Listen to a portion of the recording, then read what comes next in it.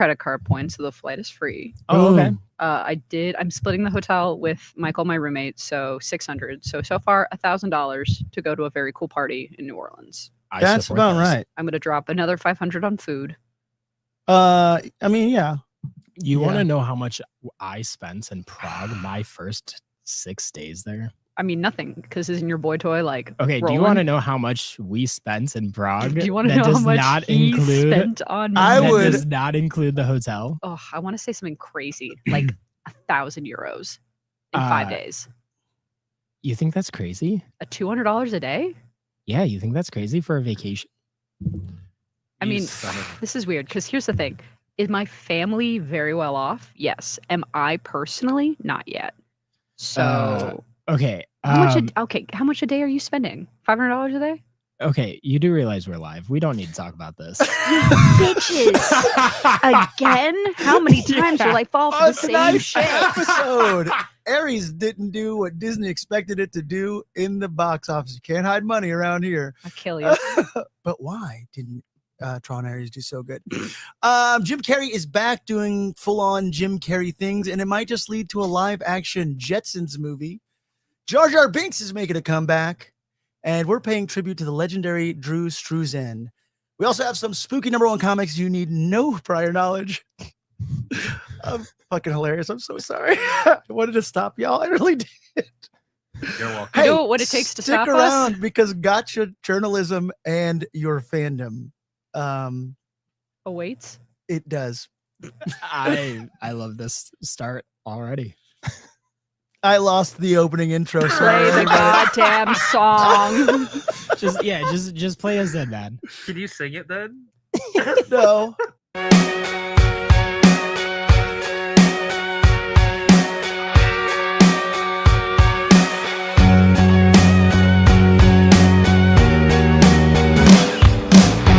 Fantasies of God, fantasies. This is the most winging it I've done in a long time, y'all. I'm just letting y'all know. Me and Ty simultaneously produced this show while we're on the show. And we try to prepare as much as we can, because proper preparation prevents piss poor performance. And, sometimes we do, sometimes we don't.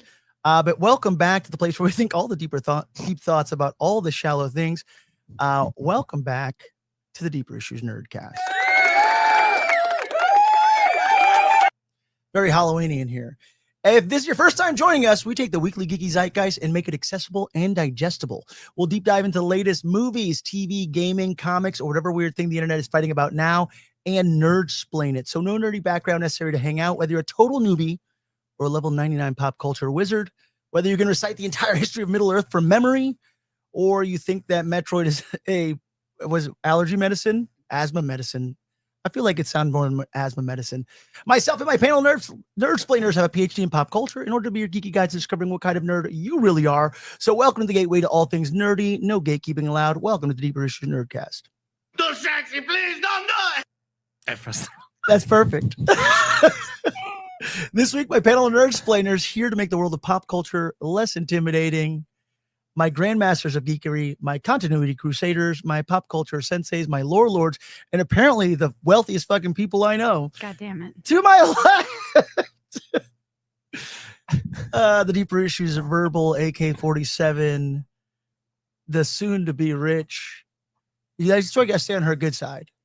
The most educated. We've decided the most educated, probably. Well, no, you and Tommy Jeff. You got a master's too? I'm an idiot. You guys have education. Ty, I don't. I have a bachelor's. I'm probably the least educated person in this room. I have an AA. Anyways. He's a AA battery. He's a AA battery. He's Energizer. It's okay. School's a scam, kids. No, I'm just kidding. Ketchy Abramson. It's me. It's you. It's me. I also have no idea what I look like, so I hope it's okay. Oh, Ty, you didn't hit that TV on. See, I'm telling you, we're not. No, hey, it's on the flight. Look. Plus, when the TV is on, I do spend the entire show just staring at myself. Yeah. Full transparency. You look great, Kenzie. Thank you. I mean, I don't know if I believe you because I can't see what angle my hair is Fantastic. in, but sure. It's good. It looks good, your hair. Oh my God, thank you. Yeah. This part, that's like your hair is like major portion of your brand. It is You know? it's so true. I'm for some reason this time around I'm actually well prepared, getting my hair redone on Saturday. So Looks good now. it's gonna be blonder next week. Is perfect as is. Mm. To my right, the right hand here at the Deeper Issues Nerdcast, the man behind the magic, T-I-T-Y. His mom wants us to call him Tyler. His microphone is in front of his face, creating a really hilarious effect that makes you look like you have a bit of a clown nose. Onk, onk. Mr. T.I. Tyler Chow.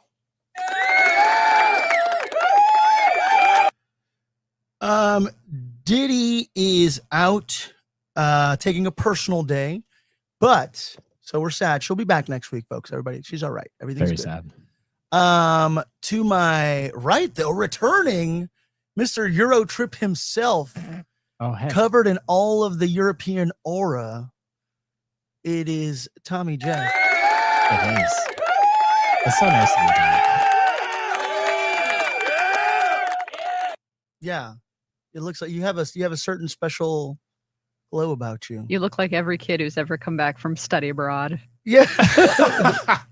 You're like, I'm so much more cultured now. You guys just don't get it. Did you do like paella or something in the French Alps with giants and I mean, we probably, freed your mind? You do man? look relaxed. You look refreshed in like the best way. I'm Either very that jealous. or it was wild European sex orgies. I mean, That should. a red lights district exists in Amsterdam, right? Yeah, absolutely. Yeah. So, no, it was fantastic. I am relaxed. And I think a lot of that So beauty glad. is genuinely disconnecting from technology.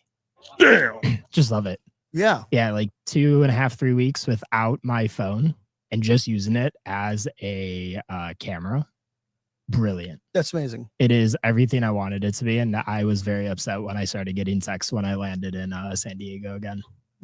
Because that is the coolest thing about your phone, right? Yeah, the camera it's just the feature. camera. Everything else is just anxiety-inducing bullshit. Look, I bought my phone for the camera alone. Yeah. Because I take about 1,500 photos a month just on the random stuff I do.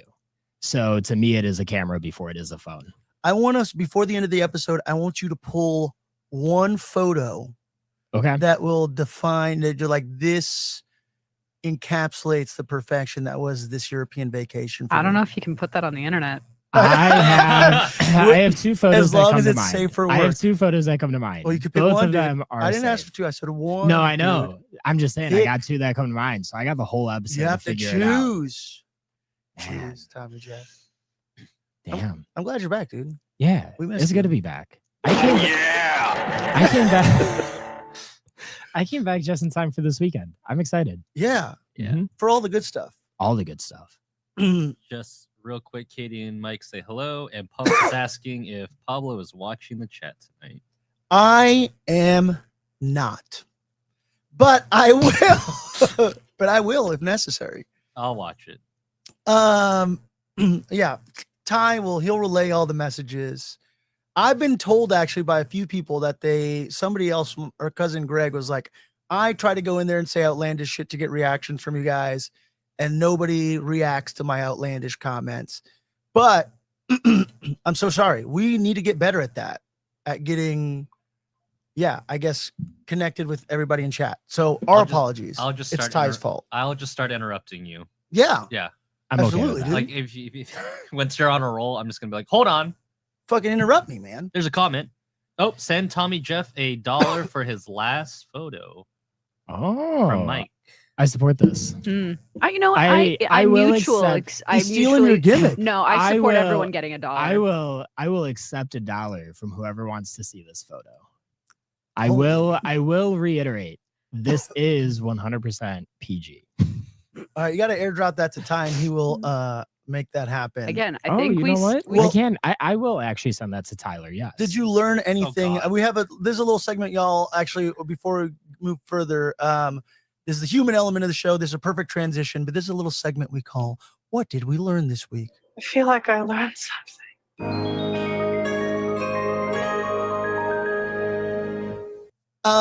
Tommy Jeff, Yeah. you learned shit in Europe. I'm sure you learned some European shit aside from how to do that deep, passionate European French kiss. I mean, He's like, he already knew that before. Right? Going in. Like, Before you learn the French flipper trick, what other stuff did you learn while you were there, man? You know,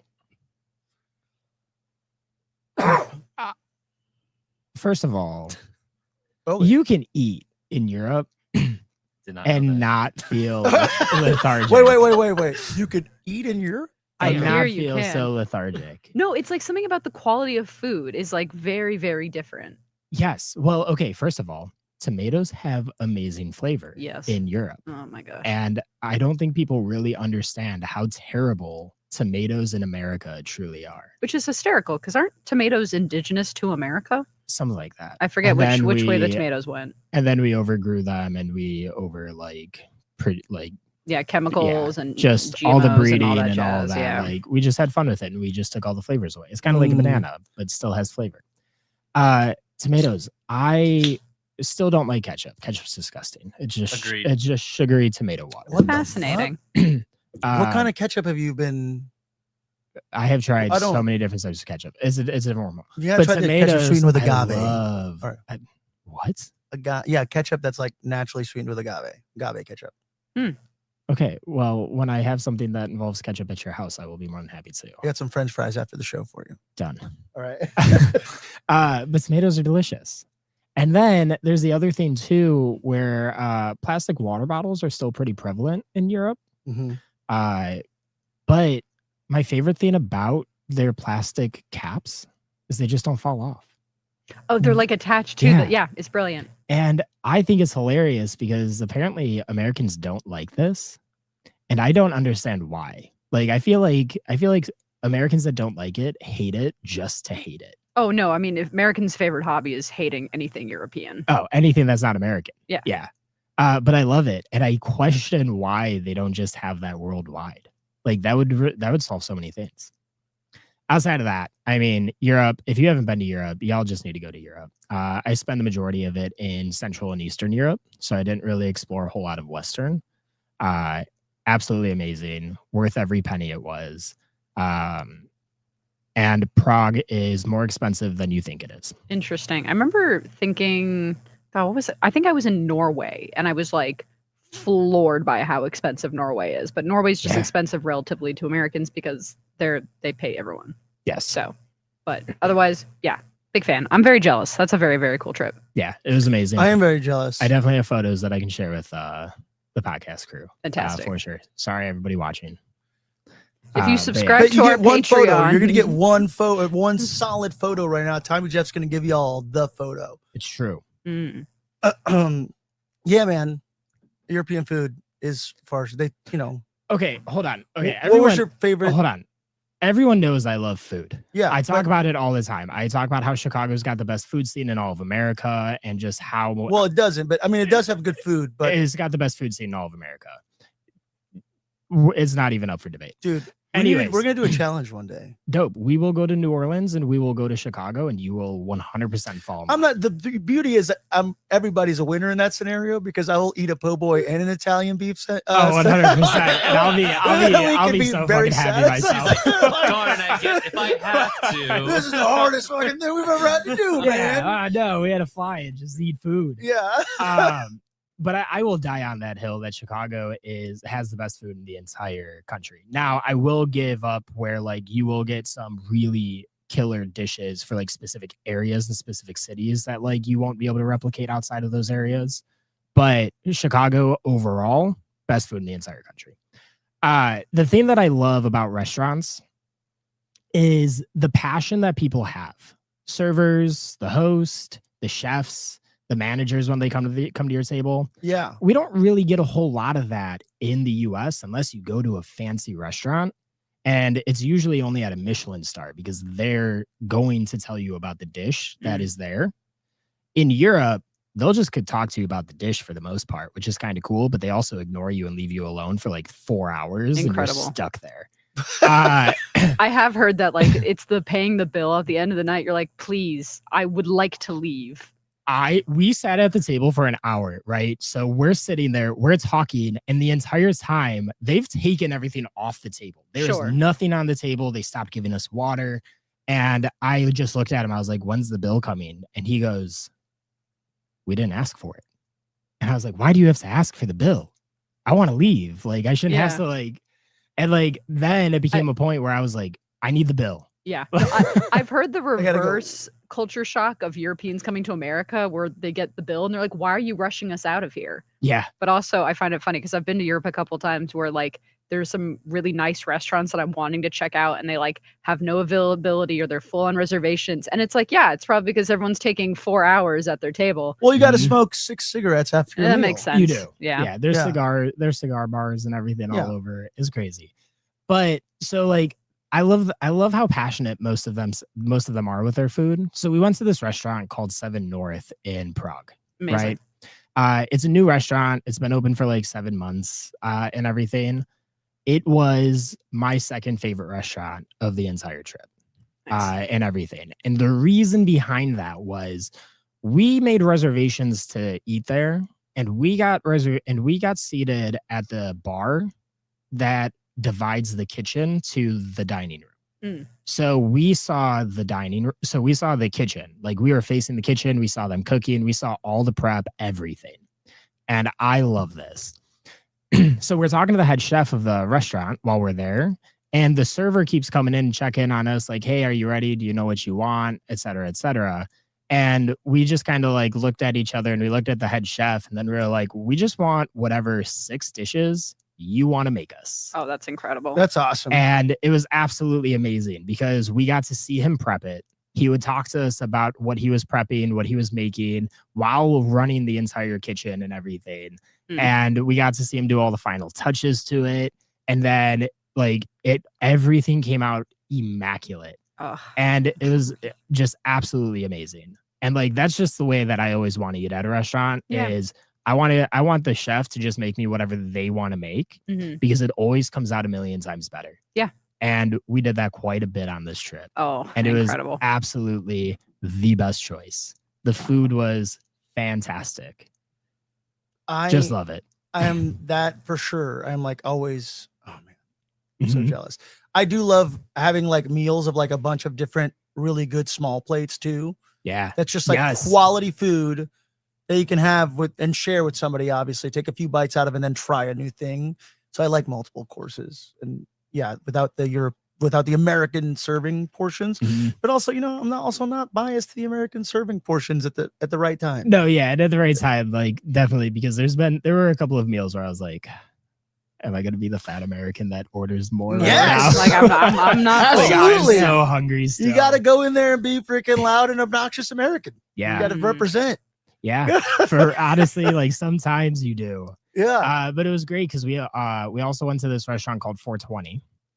Sorry to disappoint. What's that there's no weed reference? No weed in it. Boo.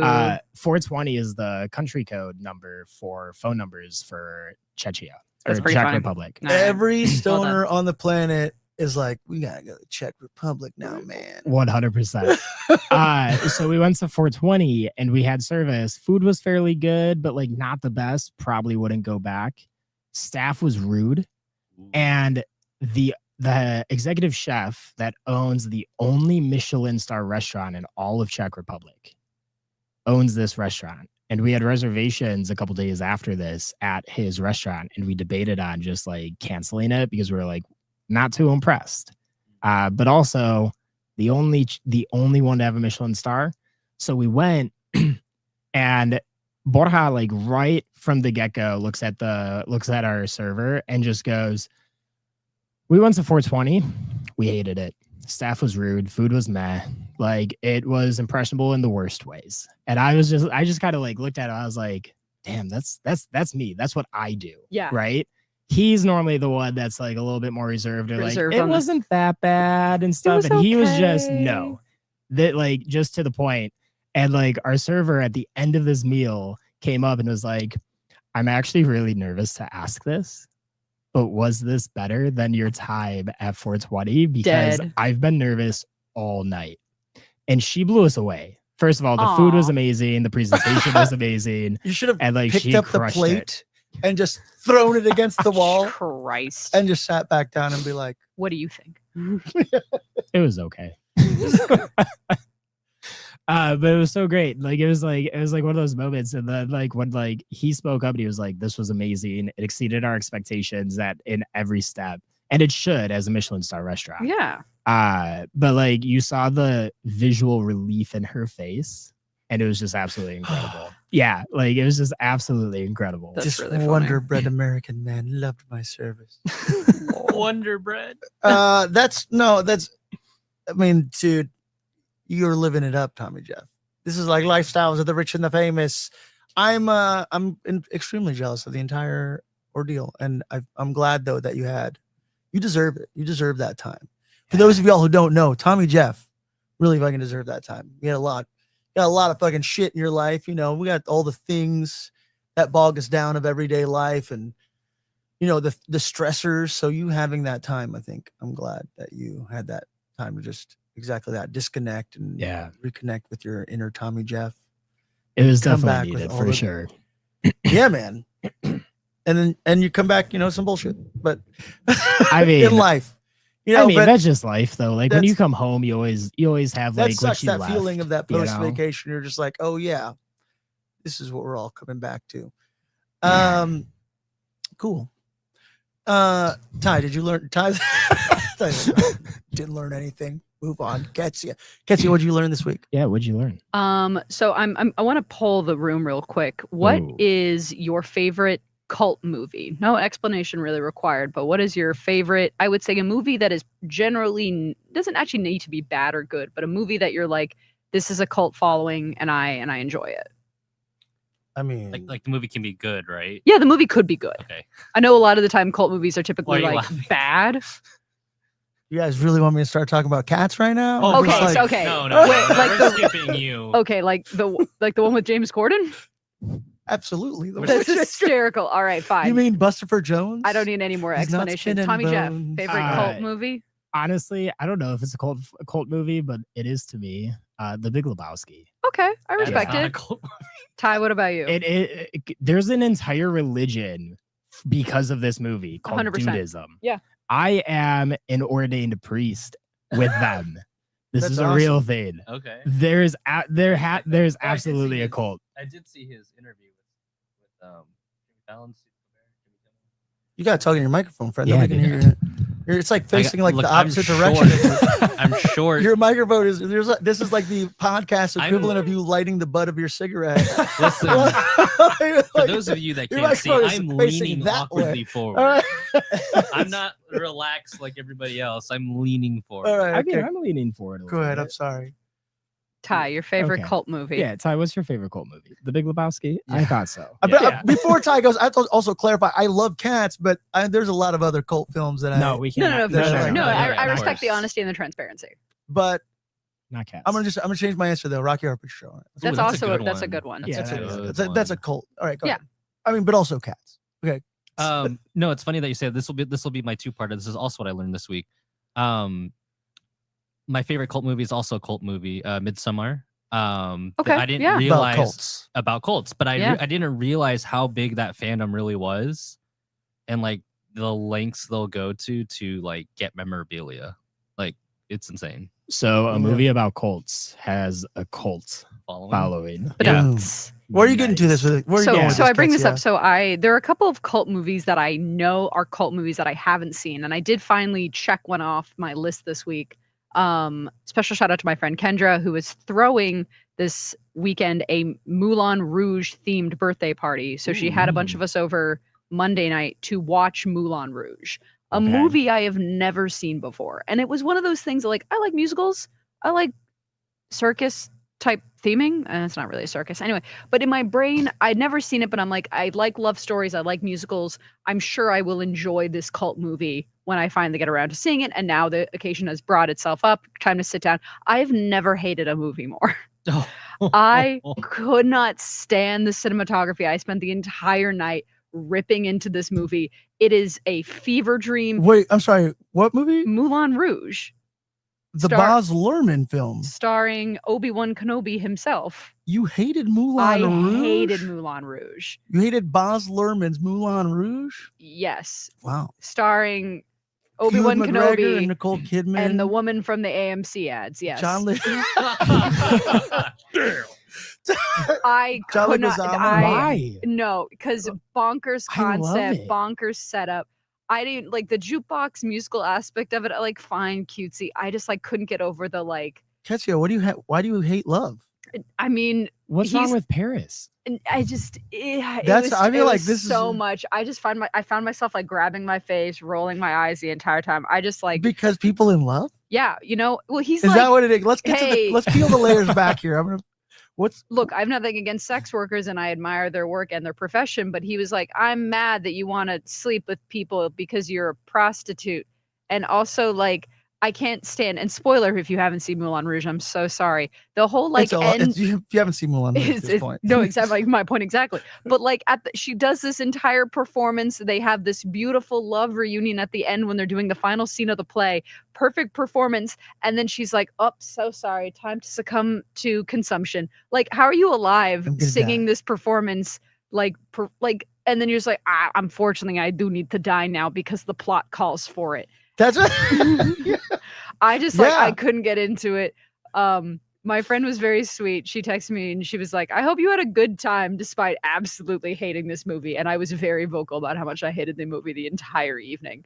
But it was all in good fun. Like I had a great time watching it. Were you the only one who hated this? No, there were other people in the room who were like, haha. Like we were all kind of like riffing on it, but then also a combination of like, what? That's so beautiful. It was a good split of people who love the movie and the nostalgia of it.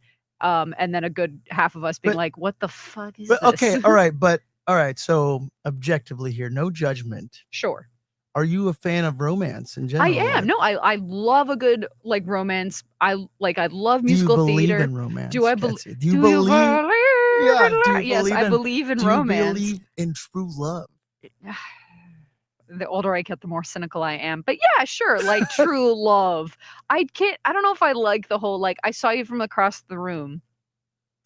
Did you see Baz Luhrmann's Romeo and Juliet? Yes, of course. Leonardo DiCaprio. No, it's beautiful. Like again, true Fantastic. love. I mean, you're 14, but like sure, kill yourself. Like Is it? But is it this? Because you've seen his other movies too, Yeah. as well, right? Like, are you just this is just the one that you're like, no. no, I just like couldn't get into it. The I say Roxanne it, like, number didn't. Roxanne Tango. yeah, the number? rocks. I mean, again, the like shaky cam, the jerky man. motions. It just feels a lot. Also, that one character's name is the narcoleptic Argentinian. They don't even give him a name. Yeah. I think I'd be interested in seeing the live production that is a fleshed out more of this movie. Also, it's coming to Segerstrom like tomorrow. I was so- gonna say So I someone saw. in the chat also says the live musical is better. Fantastic. I saw this at Segerstrom 3 years ago, Okay. and it's genuinely very, very good. I would encourage you to go see it live, like I think I'd be at down to see theater? the live show. Yeah. as opposed to like on a recorded screen. No dogging on the actors and actresses in the movie. I mean, I forget that Obi-Wan Kenobi can sing. It was quite a Yeah. beautiful vocal performance, but Yeah, they do Your Song by Elton John. yeah. Mhm. No, there are wonderful. there are beautiful aspects to the film as a whole. The way I described it to my But friends, visually too, you also you're it like, was this is just fucking. it was a lot. It's too much. It's too much. I was very overstimulated during the film, but I typically don't tend to like cult things. Like I'll go to a Rocky Horror Shadowcast if I must, but I'm not like, oh boy, sign me up. Also, why are the showings starting at midnight? It's too late. I'd rather just watch. I mean, no offense against the Shadowcast, but I just like. You think you'd rather just sit and watch Rocky I like Horror? Rocky Horror. Yeah. I just, Interesting. yeah. Yeah, so I don't like I like Rocky both. Horror particularly. Again, this movie, Moulin Rouge, I'd watch it in a friend setting. I would never put it on myself to watch. I don't think I'll ever watch Cats. I will rewatch The Big Lebowski. You have 100%. to watch Cats though. I No, also would never. Nobody's watching Cats. Let me tell you, I need you to drop this. Okay, I'm gonna interrupt. everybody has to watch Cats at some Nobody, point in their life. nobody They is really watching Cats. Ty, Nobody needs Ty, to. please interrupt So us. Katie says her favorite. There's a ghost. Yeah. Well, I mean, it is Halloween. It is soon, Halloween. it's yeah. spooky. Hell yeah. Rocky Horror. Mike said Caddyshack. Katie also said Rent. Mike said Real Genius. and Rent's a then good one. See, I can't get behind Rent. That's one. I've Katie never says- seen Rent. I've Do never Do you seen know the Rent. story of Rent? yeah. I know. Like the real life story? Yeah, I know. Okay. I like Tick Tick Boom. Mike and, Okay. I'll take that. I'll take Mike that. I and like- I Katie mean, just that's had their good. 15-year anniversary. Happy anniversary. Oh, happy Don't celebrate anniversary. by watching Moulin Happy Rouge. anniversary. They said What else did you hate about Moulin Rouge? I'm sorry. What So the musical number, Nicole Kidman dying. I think I don't enjoy. Like it just felt so kitschy to me. Like the plot of the movie is the plot of the play in the movie. Well, they're writing the play. Is profession yeah, to love. The writing the play is the plot of the movie. Because Also, that scene where he's like, "She doesn't love you." I mean him. Good save. Yeah. I also thought that the villain sounded a lot like Alan Tudyk in Frozen, where he's like the Duke of Wesselton. Yeah, it is. It's over the top kind of like. Yeah. It was just What about the Christina Aguilera and Pink and who else was in it? The collaboration for the song when that movie dropped it was like Missy Elliott, Pink, Christina Aguilera, Little Kim. Jesus. You're thinking of Burlesque? No, they did the Moulin Rouge song when Moulin Rouge came out. Christina Aguilera, Lil Kim, Maya, and Pink. Maya. Lady Marmalade. You did Lady Marmalade for that movie. Baz Luhrmann. All right, Katia, whatever. You can slide on the Moulin Rouge. You're allowed to not like shit. You know what movie I do love? I will go. Which The Room? The Room I love. Never seen it. Sorry, Tommy Jeff, you were saying. Shocking. Let's go see Moulin Rouge at Siger's I'm down. I'm down. And I genuinely want to see if your perspective changes. I'm willing to accept. There were some friends in the room who said that they hated Moulin Rouge and then they saw it 2-3 times, like the movie, and then they're like, and then I understood it and then I liked it better. Yeah, so. You know what? That may be fair. I don't think I loved it the first time I saw it either. But I loved it the first time. I don't want to go see the play because I don't want it to ruin the movie for me. Because the movie's trash. You guys want to know what I learned this week? By all means, please. Yeah. Ty, what would you already kind of talked about it a little bit. Anyways, I learned that streaming services are changing the things we love. Yep. I wish I'm going to do a deeper dive on this. There was apparently a lady too who video recorded like 30 years worth of 24-hour news cycle. Because she thought that people would eventually start changing media and try to change stories and narratives, which, as it turns out, it's true. She was right. And then, who controls that information and the ability for you to go back and see archival footage and things of that nature. So I will do a deeper dive on that next week. But I did learn my friend Mariachi Loco had texted me because he knows about the VHS pop-up that we're doing. He texted me and he was like, hey, I found some things at a thrift store and it was like some friends. And he's like, and you think you could find these volumes and these volumes for me? Because, hey, I'm in procurement of physical media these days. And I'm like, totally, I could probably track that down for you. And he's like, yeah, my wife wants to see it because she doesn't want to see the edited shit that they put up on the streamer. And I'm like, what? Like, she wants to see the full episodes. And I'm like, what are you talking about? And yeah, I found out that apparently some streaming services, obviously like Disney was putting disclaimers at some of their things, I want to say. Oh yeah, they were like, hey, this has been edited, or they don't edit them, but then they put a disclaimer that they're like, hey, this is a little racist. This is a different time. Yeah. Our bad. Whoopsies. Didn't mean to. But there was also like, wasn't there like a thing about like from Robin Hood, something being taken down about tyranny at the beginning of the new Robin Hood film?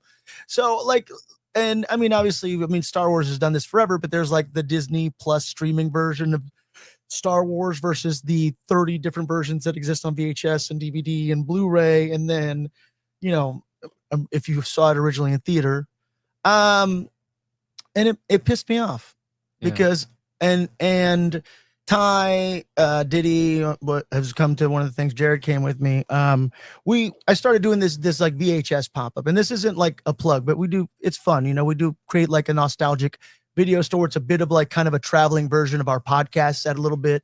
So if you've ever it's like you see the giant VHS wall, the wall of physical media. It's not just VHS because there's a lot of physical media. There's Blu-rays and DVDs and stuff up to the right by Tommy Jeff as well. But it really kind of made me double down because the reason I started doing the VHS pop-ups is I wanted to connect with other people within that community who are fans of physical media. I met some really great people already. Max, one of them, who is coming back and buying stuff and supporting the cause, but then also an avid supporter of physical media. And I really got to thinking about that. I'm like, people are going to say like, hey, like, and I'm guilty of it. I have a giant streaming library on my iTunes and whatnot. And a bunch of different movies there. But there is something really nice about holding a piece of physical media and then learning now that streamers, it's like, yeah, who's gonna, like, filmmaking and film and these stories and TV shows, they're an art form, and there's artists that work on these things and put time and energy and effort into telling stories, creating, pulling emotions out of people, adding subtext, nuance, context into a piece of the time or whatever it may be. And I think it's bullshit that the streamers are doing this. And I really hated it. And it made me double down on being like, you know what, this is more reason.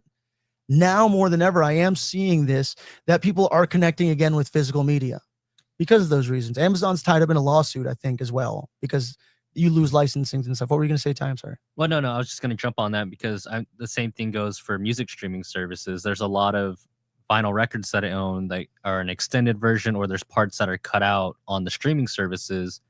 And I also noticed some artists are including stuff inside their CDs and vinyl records. So it's like an alternative version of the song you can only hear if you listen to it physically.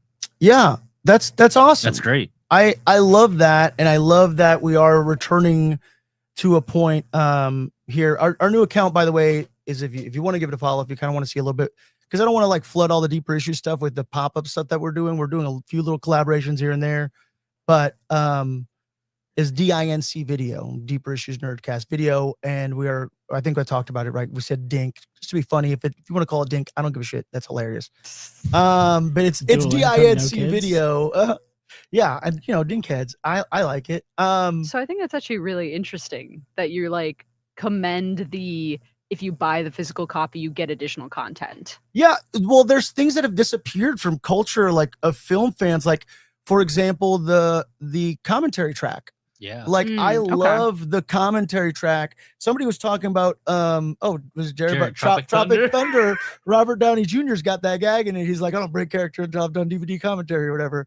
And he does the DVD commentary as his character from Tropic Thunder. Yeah. Interesting. So to be devil's advocate, the opposite end of that is I feel like not to use, a particular billionaire that everyone loves, but like the internet has a lot of feelings about like Taylor Swift, for example, who makes specific copies of her album, like a Target exclusive. And this one is pink and it's got this special track. But then you also have to buy the Walmart exclusive one because it's purple and it's got glitter on the vinyl, whatever. And it's just like, I think it used to be that kind of energy where it was more along the lines of like, we want you to invest in the physical copy, you get the special reward. And I think it's been almost like blown out of proportion in a way to promote overconsumption. And again, who's the real villain? Say it with me. Capitalism. That's right. But I will say that I will commend Taylor Swift in the sense of she is creating buzz around her product and whatever her art is, right? She is selling art to people. No, at the end of the day, she's a business person. And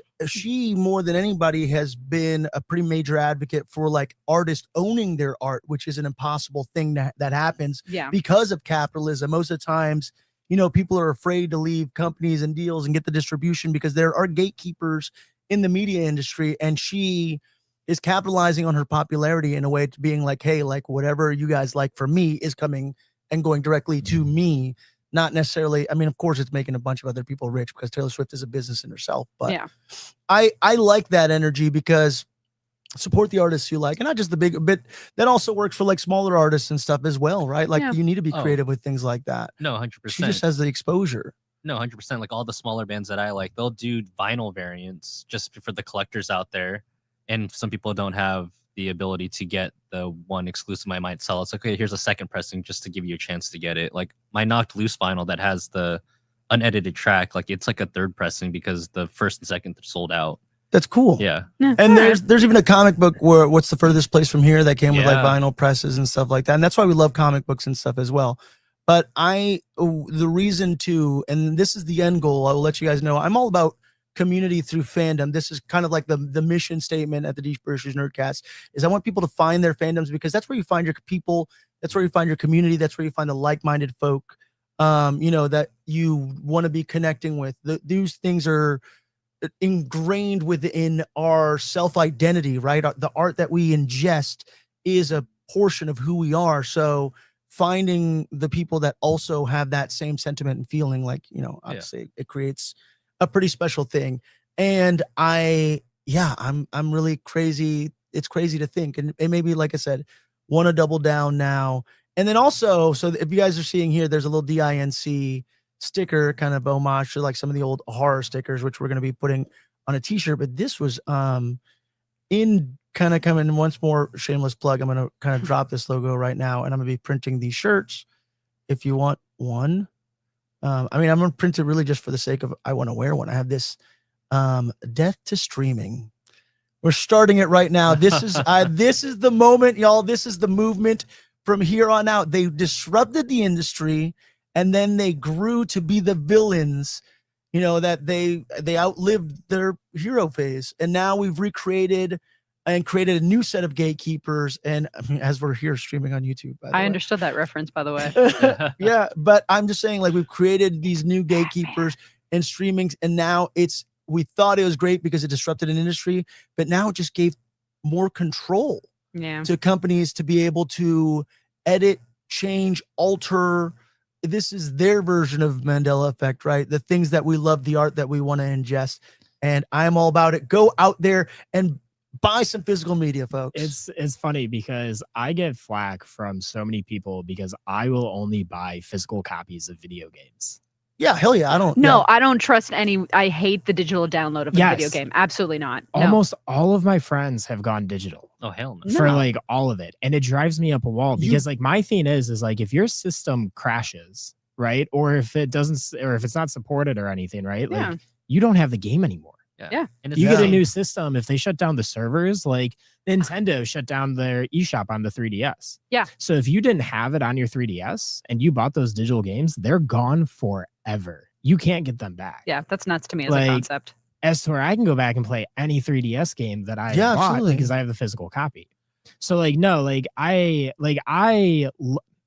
don't listen to Taylor Swift's music like a lot of her fandom does. Sure. But I do absolutely love what she stands for as an artist and like that capitalism side of it. Yeah, that's what it's going to be. But she's capitalizing on herself. She's not capitalizing on other people. But also, that's fair. And that is an admirable thing in my opinion. She's setting a standard. I think that's what's important. Is she's setting a standard as an artist to say, no, this is what you can do for yourself, and that is tough. There was a wrestler podcast I was just listening to, who was his name's Kieran Cross, and him and his wife Scarlett Bordeaux. Amazing. They're creating some amazing talent. Like, they're super talented. They're creating amazing content. Sorry. And they were talking about like the fear sometimes that wrestlers will have if they get let go from WWE, because WWE has these like pressure tactics to be like, look, we're the NFL, we're the show as far as pro wrestling goes. We are pro wrestling, so we're the relevant sort of thing. And a lot of people give into that because that's their dream job. Sure. And then they will collect the paycheck and just sit and not push themselves as in their artistry, which pro wrestling is artistry. So, and he's like, I felt, he's like, he didn't re-sign a contract recently, and he's doing a lot of things independently now because of the internet and all these different things. Because he's like, I'm not going to give into pressure tactics because this is the only game in town, because that's not pushing me as in my form of artistry. He's like, I want to push the boundaries and be the best, version of myself that I can be in what I'm doing. Yeah. And I totally respected that. And I respect that about Taylor Swift as well. Is like, once more, it's setting a standard. Like, this is currently what the state that we're in, and people don't think that they can make a difference. But I mean, like, look, Jimmy Kimmel got put back on air, and a lot of people canceled their Disney Plus subscriptions. Yeah. So in an age where it's like, look, these are the things that, like, even I know this is stupid because you're just like, oh, it's just fucking Friends. I don't even watch Friends. I don't even fucking like Friends. All right. I'm not watching that. Sorry. I'm not watching that shit. Yes. But I respect the fact that it's like, there are people that were involved in making that show that want that version of it to be put out there, and the control is out of their hands and given to the hands of the friggin' people with the keys. And I don't support the fucking people with the keys, man. Yeah. So death to streaming. Death to downloads too. As somebody of the Pokemon franchise, those Pokemon physical games are a big deal. Well, and there's a lot of I have a lot of hate for the game coming out. The game that comes out tonight or Friday or whenever it comes out. Pokemon Legends. Is it only Zeta digital A. or something? No. CA. Well, yes and no. You can there's buy digital. You can buy the original. Like, there's Nintendo Switch version, then there's Nintendo 2 Switch version. Well, Yeah, so if you want the physical copy to always be on the cartridge, you have to buy the Nintendo Switch 1 copy. There isn't available for Nintendo No, Switch 2? so it is. But what Nintendo did with the Nintendo Switch 2 cartridge was they made it a game card key. That's right. I did hear about So this. you have to put it in your Switch, and then it downloads the game to your Switch, and then this cartridge allows you to play it. Yeah, so it's see, just that's a key bullshit. card. It is bullshit. And this is why also people are all investing in even some of the older game consoles. Like it's like remember the PS2 was backwards compatible, y'all. Originally, and so was the PS3, and then they took it away from us. And people they slowly take these things away from you. And they think we won't notice. And it just becomes the norm. It's like fucking Disney with their magic key shit. Get rid of that shit. And the beauty of all of this is like back to the Amazon lawsuit you mentioned, because there is a lawsuit against it. Yeah, because there was a filing on it. So there's a civil penalty that Amazon has to pay of $1 billion for this suit.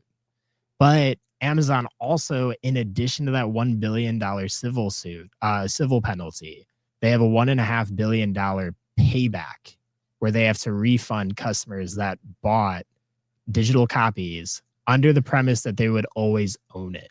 Great. And I love this because this is now setting the precedent that we can do this with any other company.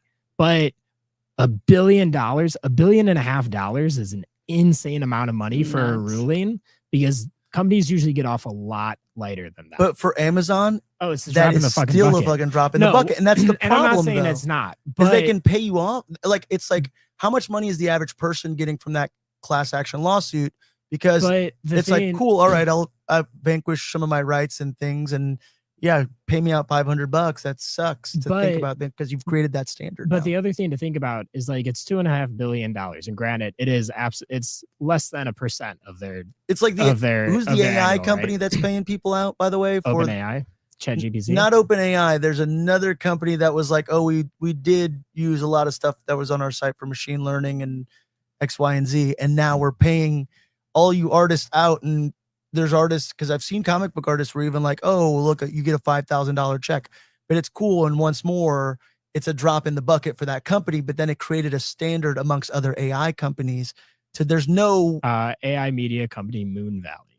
Is that Moon Valley? Yeah, but they have a bigger Moon Valley name. is owned by OpenAI and Alphabet. No, there's a different company. I can't remember who it is, but nonetheless, the point I'm making is the bigger companies that can get away with that are getting away with that because the money is nothing to them. But the thing to take into consideration, and like I agree with it, like we need to be finding them like 20% of their profits, or like 30% of their profits, or however much that they would genuinely profit. Let's talk percentages here. So like I agree with this. Like I agree with this, but at the same time, you have to understand that like a settlement or a judgment that comes down gradually works its way up. You can't just gradually be like, awesome, everything in this field settled for like $900 million. You can't then just slap a $20 billion settlement on it, right? Because that will get dropped when it gets appealed and everything. So like you have to gradually work your way up there. So yeah, it's not a significant amount, but the fact that they got hit with $1.5 billion that they have to pay back to the consumers, it's a W. It's not as much. You're still only going to get pennies, right? But like, it's still a W because it's slowly growing up. If this was 10 years ago, we'd be lucky to be getting 100 million, right? So it's the baby steps. Death to streaming. Also, fuck Amazon. That's we Mic drop. Awesome. Yeah. All right. Look, let's get real here. Fuck Amazon. Cool. We went on that for a while, but I like where we're at in that conversation. Either way, look, the point of it was own your media, people. Own your media, and this 100%. This is actually the perfect little segue.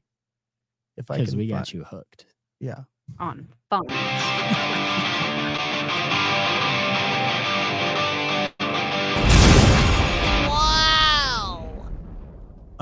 Nipples. I need to change this because I do. You know what? We're independent journalists now around here, folks. We've grown into it. Okay. Sure. We're not journalists. Sorry to all the journalists out there. No, I am not a journalist. we at do, all. but we I do just keep have our ears to the strong nerdy streets. opinions. Yes, we have strong opinions. We keep our ears to the nerdy streets. Sometimes we read articles. Sometimes we read headlines. A lot of times we are scrolling our social media feed. This is a little segment we like to call News and Stuff. Wow. I'm so excited for our Jim Carrey one. I don't know if can we skip to that one? Well, let's get this out of the way. Well, not get it out of the way, but Get it? How are you gonna get Jim Carrey? What out of the way? No. no, I'm not getting Jim Carrey out of the way. Nothing's getting out of the way. I want to pay homage really quick. This last week we lost an icon. We lost a legend in Drew Struzan. And if y'all don't know, this is okay. Drew Struzan is basically the man who painted our dreams. Okay. He's a legend whose art defined the way a generation saw movies before they played a single frame. If you don't immediately recognize his name, you've most certainly seen his artwork. He is the artist behind some of the most iconic movie posters in cinema history, from Star Wars to Indiana Jones to Back to the Future to Blade Runner to Thing to Hellboy, The Goonies.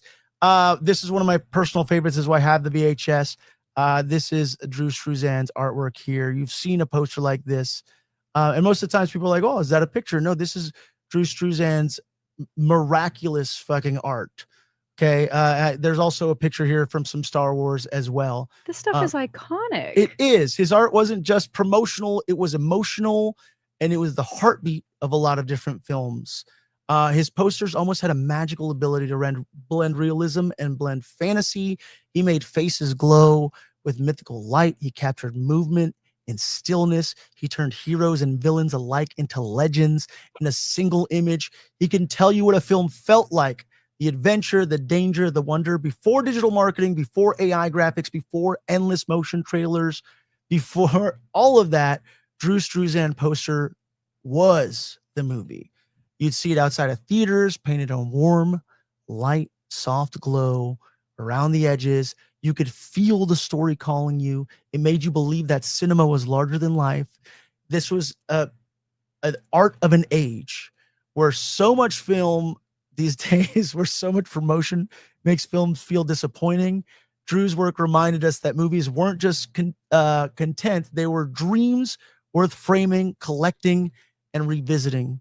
He didn't just make posters, he made icons. He gave a visual language for wonder. He turned fandom into fine art. So tonight, we say thank you, Drew Struzan, for shaping our imaginations, for coloring our childhood, and for providing movie posters that could be timeless works of art. May your brushstrokes never fade, and may your sky stay painted with light. Rest in color to one Mr. Drew Struzan. That was beautifully written. Wow. So, thank you.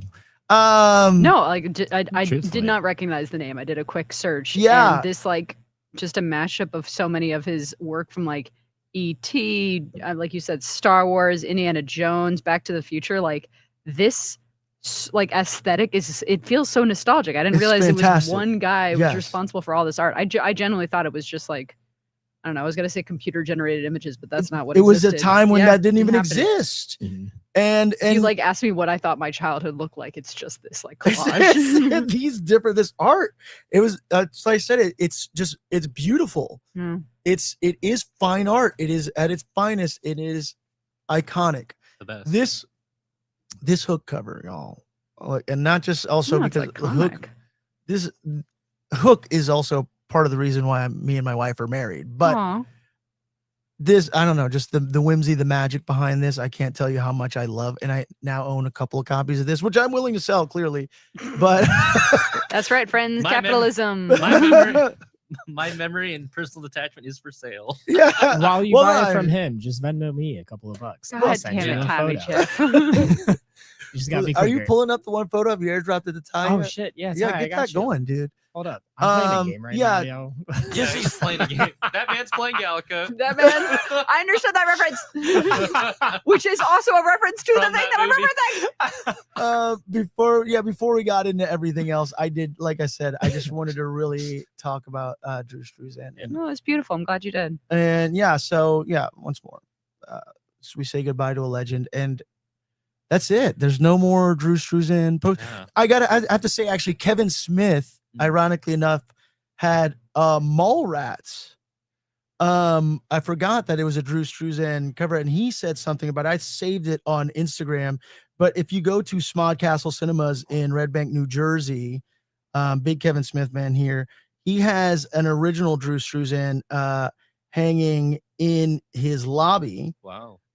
And you guys also can find Drew Struzan at Drew Struzan Art. That was his official Instagram. You could see kind of a lot of his stuff, but he talks about, and I'm going to read this directly from Kevin Smith's Instagram once more. He has the original Mallrats, which is, come on, like, man, that's never going to happen for anybody ever again. But Yeah. how lucky are you to have had that? But he says, the movie poster Picasso, who painted many happy childhood memories before he made Mallrats legit with an iconic imagery. When the studio asked us about a poster, Sam Mosier and I begged for a Drew Struzan original. I did a stick figure rendition of the poster. Scott did something more legible as a guide for the maestro. And one day we were rewarded with the classic collage handcrafted by the man himself. Over a decade later, Mr. Struzan offered to sell me the original artwork, in which you could see every brush stroke of modern movie marketing master. The modern movie marketing master. It was a steep $30,000, but come on, not only was it a hand-painted, one-of-a-kind piece of pop art, it was the only painting ever made for any of my movies, created by the absolute best in the business. And you can see it at the lobby of Smod Castle. But like, that's it. Like, he really is, like, having a Drew Struzan original at this point, like, $30,000 probably is steep, but it's like, that's a multi-million-dollar image at this point. Like, how many of those things could you imagine, dude? Could you imagine there's somewhere in the world where there is the original version of this Hook cover, or the Star Wars cover, or any of his other iconic works? Like, holy shit. I mean, if you want to talk about the value of art, guess who has a minor in anthropology? Tommy Jeff? No. How did you know? No, I have a lot of feelings about the arbitrary value that we put into art, mostly because I took a couple of art anthropology classes. You know what art is really worth? No, it's just worth whatever you ascribe the value of it to be. Whatever anybody's willing to pay. Yeah, that's actually, my parents were big art people, and that's how they bought any piece of art, is if they went into a place and they were like, that's cool. And then they'd be like, how much is it? And then the guy would be like, it's this much. And if they were like, yeah, okay, then they bought it. And if they were like, nah, not that much, then they would walk away. And that's how they bought all their art. There you go. Honestly, it's a good way to do it. Yeah. If I'm going into an art shop, though, I'm gonna haggle a little bit. Oh, for sure. I'll be like, no, like maybe take $100 off. Yeah. Yeah. Dang. Art, man. But yeah, like, because no. like you can like You're something, tough. you can like something enough, and you'd be like, yo, I would like this in my house, but like I can't justify $1,100, but I can justify $1,000. You know? Yeah. And it's just like, so if I can get it for it, great. But also, like, if they say no, I'm not going to continue. No. Like, that's the beauty of art. Yeah. If you're looking for a great art documentary, Exit Through the Gift Shop is fantastic. Is that like a Disney Exit Through the Gift Shop? thing? No, it's a documentary about, I think it's a graphic design artist named Mr. Brainwash. Okay. And it's like this cool story about a guy who's just like obsessed with graffiti art, who like aspires to be Banksy, and then he basically starts creating his own version of like what is basically like a rip-off version of Banksy, but he like creates hype around himself. So everyone's like, oh my gosh, this amazing, super expensive, like exclusive artist, Mr. Brainwash. And it just shows how like you can make anything valuable with enough, for lack of a better term, clout. Is that like wasn't there like a banana or something on a canvas not too long ago sold for like $1 million? Yep. And the buyer's like, I ate the banana? Yep. Yeah. All right. Art is the coolest thing and the stupidest thing, and I love that about it. Well, you know what? I feel like irrefutably Drew Struzan art is like legit. No, again, like it's very cool. Like there is That's some the art legit that is like, oh, I'll pay a lot for this because it looks like it took a lot of technical skill. A banana on a canvas, though, I'll pay. Okay. Art. That's why I love art, because like No, you truly, know, yeah. you know those like videos people make because they're like, oh, I just put my shoe in to see if people would like really wonder like and like look at it. Yeah. and like all of a sudden a crowd is around a shoe Yep. that has nothing to do with anything. Yes. And then it's like the most like complex like thing. People are like, Yep. and I love everything about it. Don't even get me started about performative art, where it's like Yes. the performance is affected by the people watching it, and if no one watches it, is it considered performative art? Oh, And Okay. then the people in the pro audience, wrestling. yes, Yeah. it's very it much like is. if the tree's in the forest and it hears the things. Again, if you guys would like to have an hour discussion about my opinions about I art, do. society, sociology, and anthropology, you can visit me when I did my master's program. Well, what I want to know is about what you think that Jim Carrey is apparently set. Yes. Jim Carrey is just Jim Carreying No. pretty hard right now. My favorite thing in the world about Jim Carrey is the fact that he went on the record and he said, I'm done. I'm retired from acting. And the only way that I will come back from being retired from acting is if I am handed a script that is literally written by like the gods themselves. And then he did Sonic the Hedgehog. Bruh. So That's- when he and Makes you saw, think. no, I saw that and I went, so Sonic the Hedgehog is about to sweep the Oscars, is what you're telling me. And again, it's fine, but I just really Written remember by the it. gods doesn't mean it's gonna be swept by the Oscars. remember who the real hero is here, folks. That's right. It's capitalism. because the Oscars, everybody knows at this point they're bought and paid for, right? Yeah. Let's get real here. But yeah, so Jim Carrey came back out of retirement with the script written by Sonic. the gods And to it was play. Sonic. And I love Sonic. I love all 3 Sonic movies. I think they're doing a great job. Make that money, make that bank. And I guess now he's doing a live action version of the Jetsons. Yeah, well, it's in talks, right? So he's apparently said How much money? No, but like, and not to go back to the start of the episode when we were caught off guard. Thank you very much. Like, I think there is something really amazing when it comes to money and people who I am presuming have a lot of it. So Jim Carrey, who I think we all know has had a very successful career. he's done well. I don't know the inner machinations of his financial decisions. Look, not everybody in Hollywood ends up like Nicolas Cage, buying a bunch of frivolous things and also getting taken advantage for by his finance people. Sure. I'd like to Like- think Jim Carrey has a financial investor, has been maybe a little bit smarter than some other Hollywood stars, and did successfully enough with all 3 Sonic films that he's not like, oh boy, I need a paycheck. But like, No, yeah. how much money is the right amount of money for a man who has a good amount of money? I think it's not even about. I think some Or is the Jetsons script the greatest thing?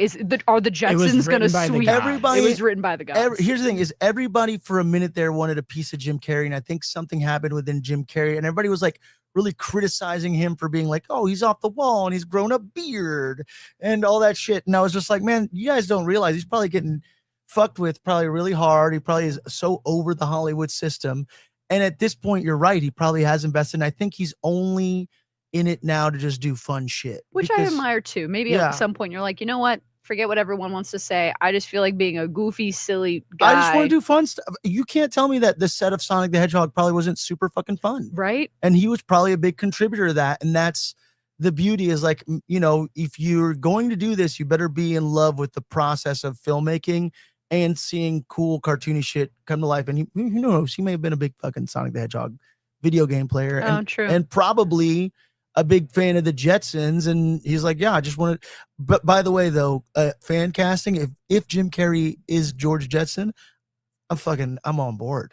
I kind of hope he's Rosie the robot. No, Oh, that I would be hope he so just fucking pulls an funny. Eddie Murphy and is just everybody. I'm not gonna lie. I would be in the theater opening day if Jim Carrey It was is just playing every all the Judy Judy and characters. yeah, Even the ship yeah, Jane and the dog. and the dog. Elroy, yeah, Astro. Yeah, Jim Carrey is in talks to lead a Jetsons movie. So this says lead a Jetsons movie. So I'm going to assume George Jetson and or Mr. Spacely. Who knows? Maybe he's Elroy. Movie at He's Warner everyone. Brothers Picture with Colin Trevorrow in talks to direct. Variety has confirmed Trevorrow, who has last helmed the Jurassic World Dominion, and Joe Epstein are in talks to write Joe Epstein. Oh, so Trevorrow and Epstein Not a good time to be named any Epstein. I was about to Are say. in talks to too write the unfortunate last screenplay. No name. information on the storyline was immediately available. The last Jetsons feature film was the 1990s animated Jetsons movie, which we have on VHS. I love it. I also love when the Jetsons meet the Flintstones. Fuck yeah. Yes. A live action version of the familiar family animated. Holy shit, dude. John Goodman fuck- comes back. If John Goodman comes back as Fred Flintstone and this leads to a Whoa. Jetsons Flintstones like ultimate MCU-esque I'm putting together a Hanna-Barbera team. crossover, I Jim would watch the Carrey. shit out of I'd it. watch the shit out of that. I You said love. John Goodman? Yeah, But he you don't was- remember the Yeah. Steven Spielberg Flintstone movies? No. So you know how I seem to confuse people?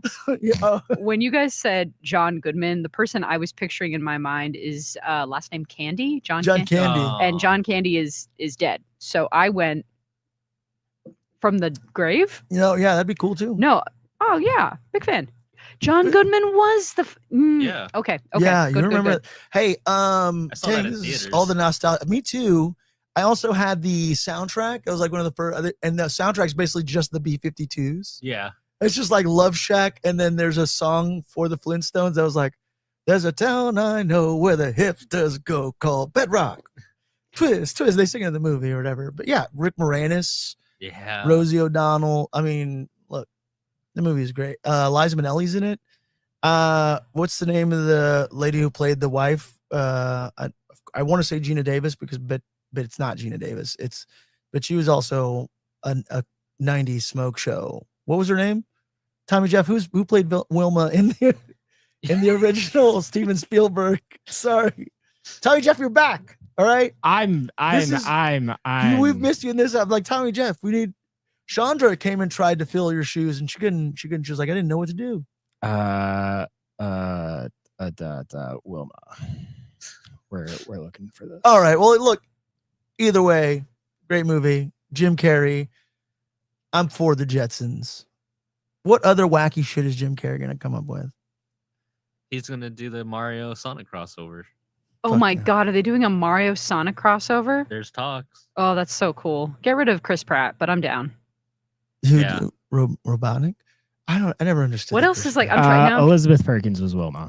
Well done. Thank you. What else Also- is like? Elizabeth Kelly- Taylor was Pearl Slaghoople. Oh my god, that's and this was right. the last thing she ever performed in. What? Wow. Whoa, really? Yeah. Yeah. Elizabeth Yeah. Taylor. Yeah, Absolutely. Elizabeth Taylor. She was great. She was his mother-in-law. Yes. Yeah.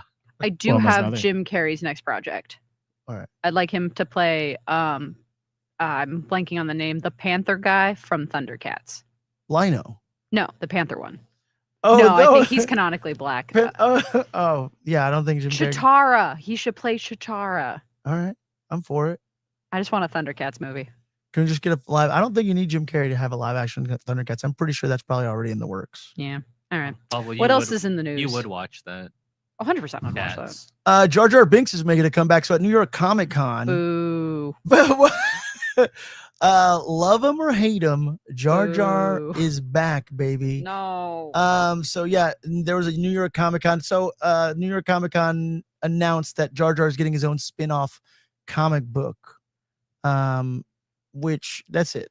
Look, there was didn't the actor who played Jar Jar also recently play a Jedi in one of the He's the one that rescues Grogu yeah in the Jedi Temple. okay, yeah. So but didn't he also have something in dang it, dude. In one of the most recent shows. Yeah, the Mandalorian. Was it The Mandalorian? Yeah, he has a flashback. Grogu has a flashback. It's Order 66 of the Jedi who of the saves Jedi. him. Yeah, he's Okay. a dual wielding green and blue lightsaber Jedi that dude, badass. Takes out clone troopers and flies them to safety. And I'm sure we're gonna get more of that backstory perhaps in the movie.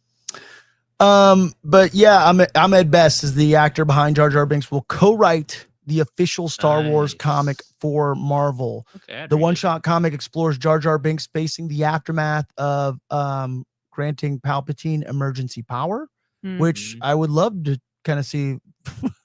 Never did I think. I didn't hate Jar Jar Binks, and I think a lot of people like I didn't want to just, I think for a while there I was like, yeah, he sucks, but I was like, what's wrong with him? But I think everything. yeah, I think he got flack. I think people were like, oh, he's racist. Was Jar Jar Binks? Episode 1 was racist. Because of the Gungans. and the what is it, Weedo? Oh yeah, like the opening. Yeah, I for sure would say I'm not like even gonna do the impression. The impression. No, good call. Good Do it. call. do it, Ty. No, I no. wouldn't. Do the impression. Ty, don't get canceled. I'm Don't not do it. gonna- Don't I'm give it not a peer pressure. Bobby. No. No, that's something else. I Bob and mean, are look, referencing in a something world else. where Master Splinter still exists and somehow we get away with it, I'm the best Chris. Oh, Look, Mm. there. Everybody's like just.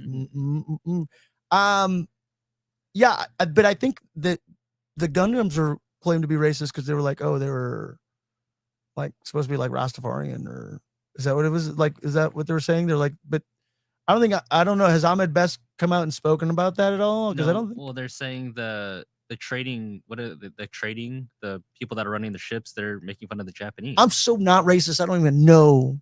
What are we Almost- talking almost about? Do we Well, have the any race- like non-racist news? No, but What Jar are Jar we- Binks what are isn't we- racist, is what I'm saying. Okay. I think that's why initially he called Is the it- flack, right? Okay, isn't Jar Jar Binks hated because he helped Darth Sidious like give like emergency powers to Palpatine? Well, I thought he was helped. hated because he's And like he's just annoying like as an hell. annoying, clumsy character. Yeah, I think he was like, annoying. He's It's annoying D, and all of the clumsy. above. Like It was fine. I didn't. I I but never hated him. I never thought he hated was- I him. thought That's he what I'm was saying. annoying. I don't know. I don't understand where the Jar Jar hate originally came from, and that's why I'm trying to say, was it because it's probably just the clumsiness. It's all I'm seeing when I look for it online is just his clumsiness. Mm. I always thought it was because he helped Palpatine like get the powers that he has. But So oh, sorry. go yeah, ahead. no, go. Yeah. No, so there's that fan theory, and then they even did this in the Lego Star Wars special. There was a theory that Jar Jar Binks was the Sith Lord the entire time, like he's. Oh he's- yes, I do there- remember. That was it. like a fan thing, and yeah, then yeah. the Star Wars comic. I don't know if that was when they were still with Dark Horse or with Marvel. They did a thing where Captain Rex is down and Jar Jar grabs a lightsaber to like kind of pay homage, but he does nothing because it's against General Grievous. What is he gonna Mhm. do? Fucking nothing. Yeah. But like, yeah, I forget what happens, but yeah, he's holding a lightsaber, and that was like the homage to, oh my god, maybe Jar Jar is a Sith, or yeah, is a that's there Jedi. was that theory for a minute. Mhm. Right, and then they did that in the recent like Star Wars What If Lego thing where he's the Sith Lord. That came out this Yes. year, yeah. Okay, so this is what I got for. So they're saying while there was no racist intent behind the creation of Jar Jar Binks, his character drew controversy from the echoing harmful stereotypes. Since it debuted from Star Wars Episode 1, The Phantom Menace, critics have pointed to the character's accent, mannerism, and subversive position as an basically like a misappropriation of Black and Caribbean people, evoking association with minstrel actors who are white actors who would do the blackface. And yeah, it was like, so that's what they're saying. They're like, this is kind of a negative character. But I mean, like I said, for me, I never even associated those two things, which is kind of like, Ty's like, wrap this fucking conversation up. You Well, cannot. I got yelled at last time for going over, so Okay. I'm watching the time. All right. What if we Yeah. didn't talk about racist things? But I'm just saying, I mean, I don't know if that's where the flack came from. What if? Hey, look, you guys can't be you can't be afraid of the conversation. Was Jar Jar Binks racist? I need to know. I don't think either of us are afraid of it. I have actively partaken. Why are y'all so afraid to answer this question? I'm Was he I'm trying to move- racist? I'm just trying to move it along. Anyways, look, he's getting a spin-off comic. I'm glad the character is getting a little bit of love. I'm glad the actor has. I'm glad to the say actor's yes. getting the That's love. what I'm happy about. Yeah. He got so much flack. He got so Undeserved. much shit. Ahmed Best, He's not the writer. here he in the is movie, being but like, now he is the writer. yeah, like he's like, I'm going to fucking be a legendary character in a Star Wars film, and then you get all of the noise around you being like, no, this character sucks. But yeah, the once divisive Jar Jar Binks is being reevaluated by fans and returns to a new spotlight adventure, folks. You know what? I, for one, will be buying this comic. And there is also a really cool variant cover with Ahmed Best's version of the Jedi and Jar Jar Binks. Pablo's gonna go to this local comic book store and say, I want one of every cover, and I want the ratio variant. Absolutely. I want Alright. the 1 of Done. 100. Done. That's it. Let's see. What was the other news? Oh, yeah.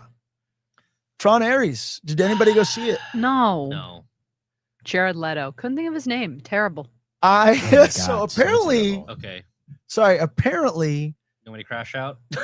this movie didn't do well this weekend, which is crazy for a few reasons. Got numbers. All right, okay, yes, I want you to crash out.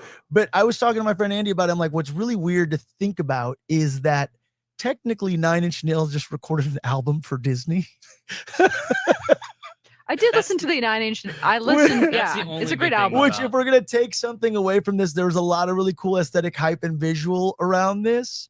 But Tron Ares did not do well. I don't even have a poster image of it pulled up, which whatever, but it did Oh. not do well at the box office. Hold on. Ty, what are the numbers?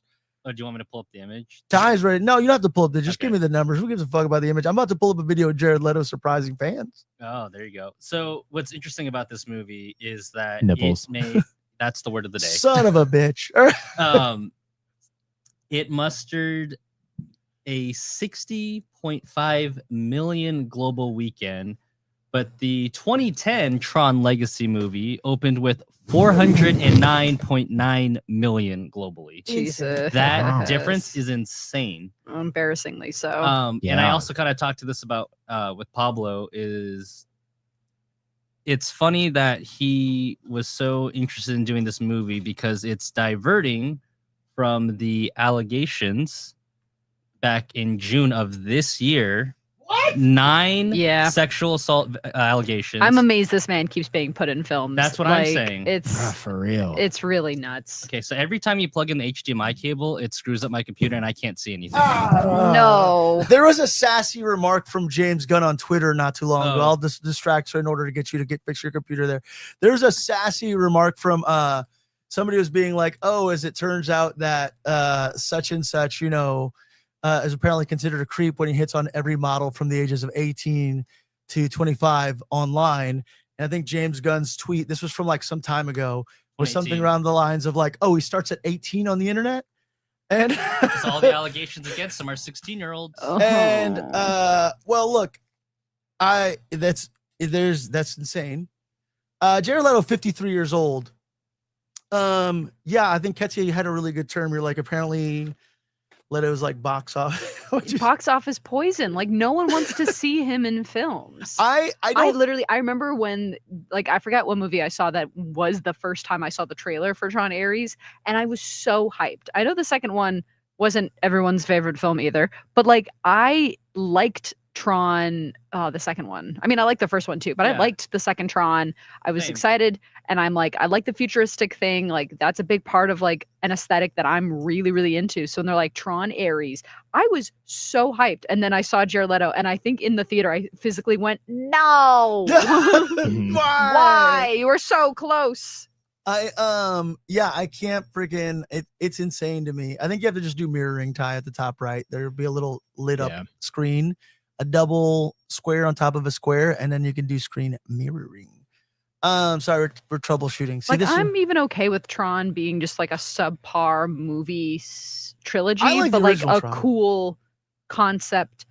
Like the fact that like Disney World has the Tron ride, I think that is so unbelievably cool. Like It's a fun ride. It's I a fun want the ride. Tron ride to come to Disneyland. Like the concept of Tron is better than the actual 3 movies themselves. I assume. I don't know if I'll see the third one unless it's like on. I'll see Tron the way I watched Morbius, super late at night, bored out of my mind, and it happened to be on Netflix. I will say I've never seen Morbius. I don't think I'm gonna see it. You don't need to. I don't know. Ty showed me a clip of Tron Ares. I'm like, oh fuck, I think I want to watch this movie after seeing this clip. But also, like, I didn't freaking like love. I don't know. I didn't go see the sequel to Tron. I saw the original Tron, and I haven't seen any more Tron since. And I don't know if that's a good or a bad thing, because I think when the other Tron movie came out in 2012, I'm like, oh, they're gonna like kind of cool, but they're gonna. And I remember seeing some of the aesthetic kind of keeping it the same. Are you guys still fidgeting with that over there? This is why I don't like doing You're really having a hard Having time with technical it. difficulties. That's- What, you think it's Tron in here? No, it's Well, yeah. just a bunch of guys and me too. I was pulling this up so Ketsa could see this video, but there's a really hilarious video of Jared Leto. I'm gonna put it up here really quick. Did you figure it out, Ty? No, I have to like restart everything.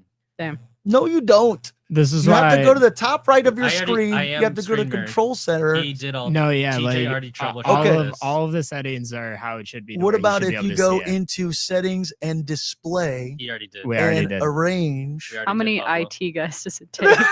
Aren't all Pablo, three of you? Whatever you're gonna ask, the answer is yes. All right. Okay. Never I mind. promise you, I've troubleshot this computer. All right. Okay. Okay. Sorry, Ketsia. You don't get to see this video, but so Jared Leto surprised fans in San Francisco. I said, are you ready? Ew. I hate Yeah, it. so he comes in. We're pausing. Yeah, he's like, I think he says, "Are you ready?" on the microphone, and then he repeats it. Yeah, I said, "Are you ready?" And then he steps into the theater in a really There you go, Ketsia. crazy, Start tall, How you doing, San Francisco? and he surprises fans in theaters. But then there's like somebody in the stands recording, and they're pointing at Jared Leto. And then when he says, "How you doing, San Francisco?" he moves the camera to all the people cheering and jeering, and it shows the theater Can you that see it is on the TV? that is clearly half empty. And there is like the first 3 or 4 rows are just completely empty. There's nobody nobody in this theater, and it's very much half Come and full. say hello and say thank you so much for coming to this is your very few people in the world have seen this movie. I'm telling you, you're some of the first, and thank you so much for being here tonight. This is Tron Aries. I hope you're in the right theater. It's like you can't even speak. He's like, I hope you very few people have seen. I think he's shocked. I think he's shocked of like, why are there only 37 people in this theater on opening night? And I'm supposed to be surprising a room full of fans and fanatics. You know, with Where are my fans and fanatics? and, Spent 180 million on this movie. Oh my yes, God. and then there's nobody there. Hold on. You know, I saw the movie in the theater when I was just a kid. I was around 10 or 11. It was 1982. Why does he That's how talk like old I that? By am. the way, all like, hey, Hello. I saw the movie. And I walked And into this. Yeah. Anyways, well, It's playing on the TV. We No. like that echo. It's not playing on the TV. no. I'm unplugging the HDMI. Yeah, just unplug it. Either way, just turn down your volume. But yeah, look, weird guy. Box office poison. I think you said it right. How much did they spend on the movie? too 180 much. million. Oh my God. And how much did it make on opening weekend? 6. I lost it because I had to. I think it was 60. That's including international and domestic, but they did note it has not released in China yet, but I don't think they're gonna make 400 million. I don't want the Chinese really shell out for Jared Leto. And So opening, they made 44 million, and the budget was 170 million. Oof, that is a lot of And they millions. need what was anticipation? Like, what did they anticipate it being though? Because they were like, this is Disney for sure. Like, this was the thing, right? Well, I guess I don't know how happy was the marketing on this. Did they? That's not including marketing. That's not listed Holy crap! of how much they spent. So that's, unless you have since it released, never mind. I'm not taking AI's word on that. I don't have solid proof yet. All right. Well, So I do have this quote that I do want to share. This is from where'd it go? This was a talent agent that was being interviewed. They didn't want to release their name, obviously. But there's a lot of talks about, the Tron franchise is dead. It's not the franchise, it's the actor, because they said you could have done Ryan Gosling, it wasn't going to work. No one asked for this reboot. If you say Tron Ares is good, we need to quote need a different actor.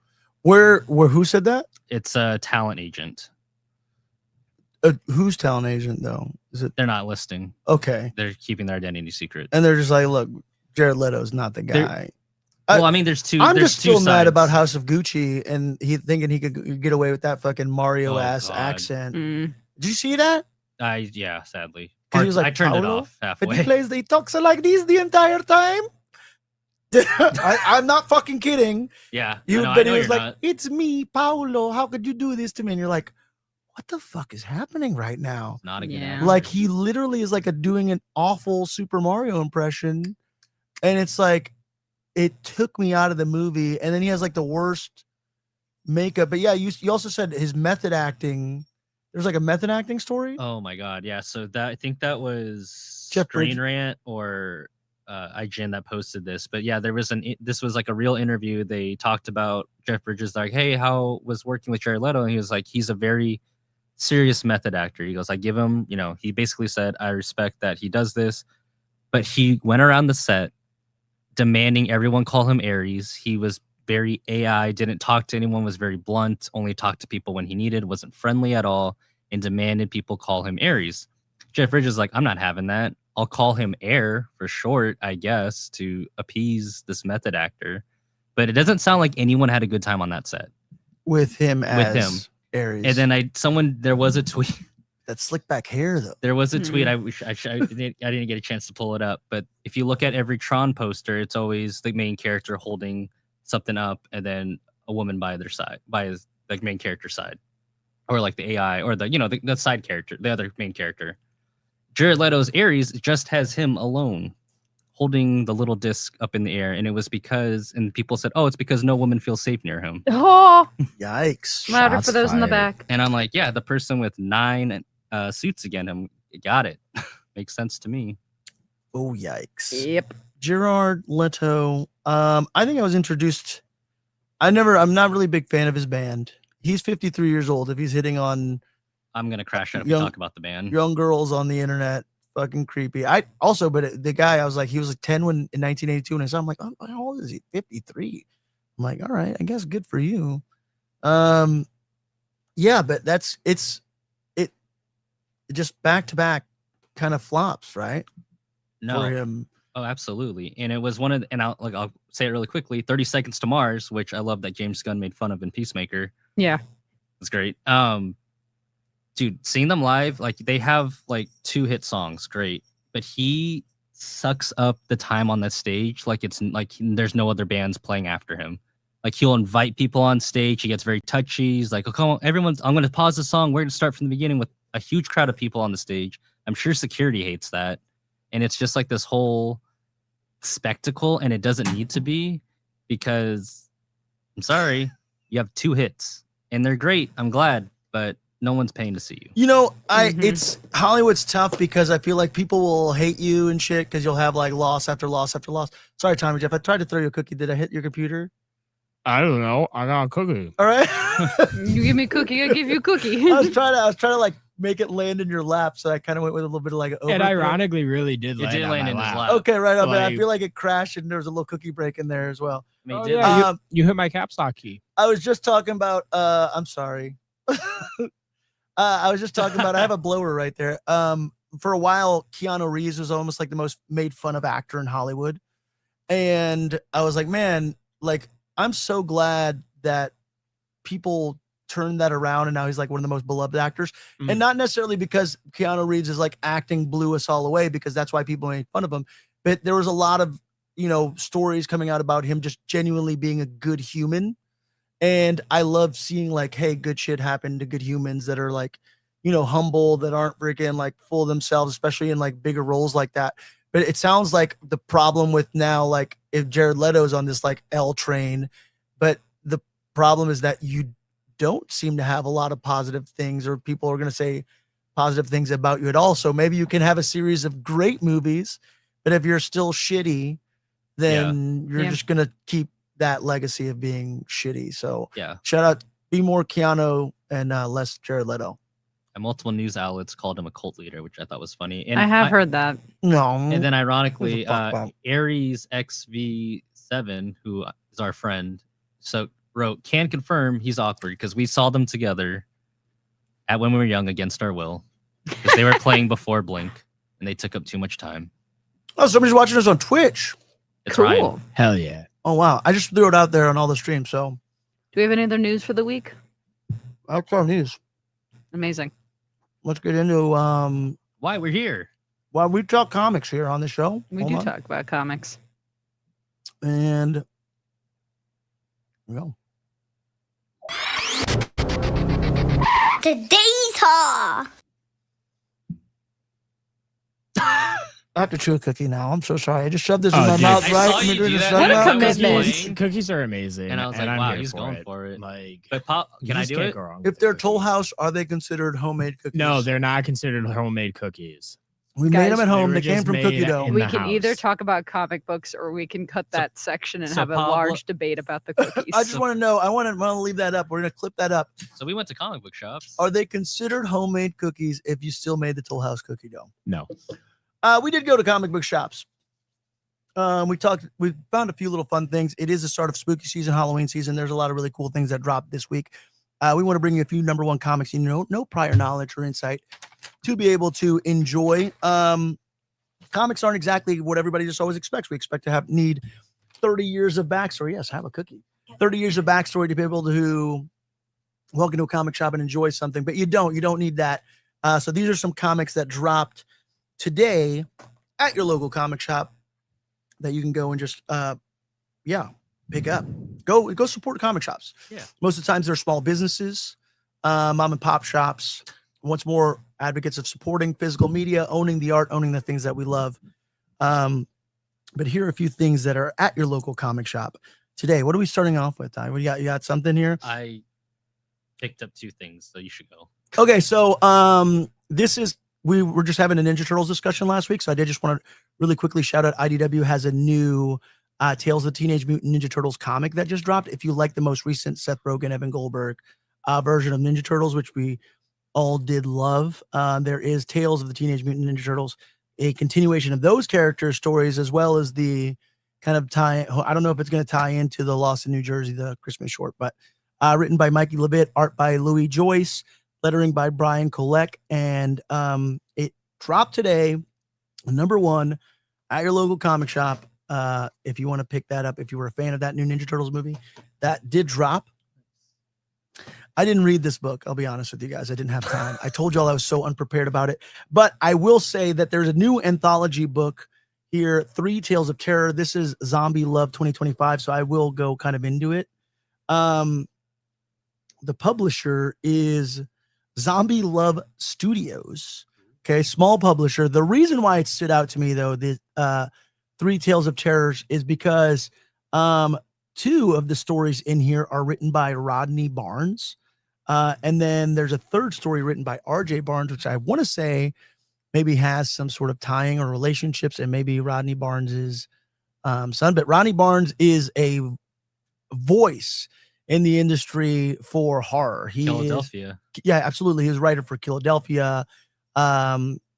He did a few different, and he's not the beauty of the way that Rodney Barnes writes stuff as well. He's I guess like doing stuff with diverse voices, giving you different angles and perspectives versus the typical characters and stories that we're used to hearing within like these like stories. And he's got a brilliant mind for horror.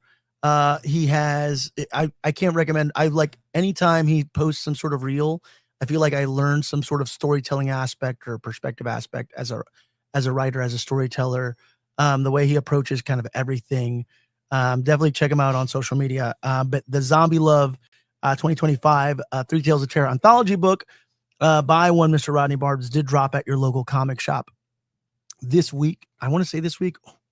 Maybe it could have been last week because I didn't.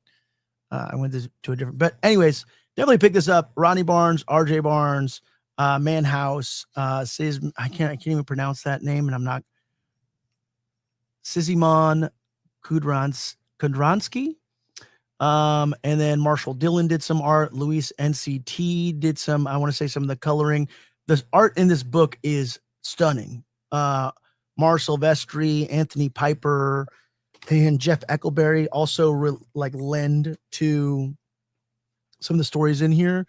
I'm just gonna kind of point some of this because every story has its own different individual bit of art, and it is wonderful.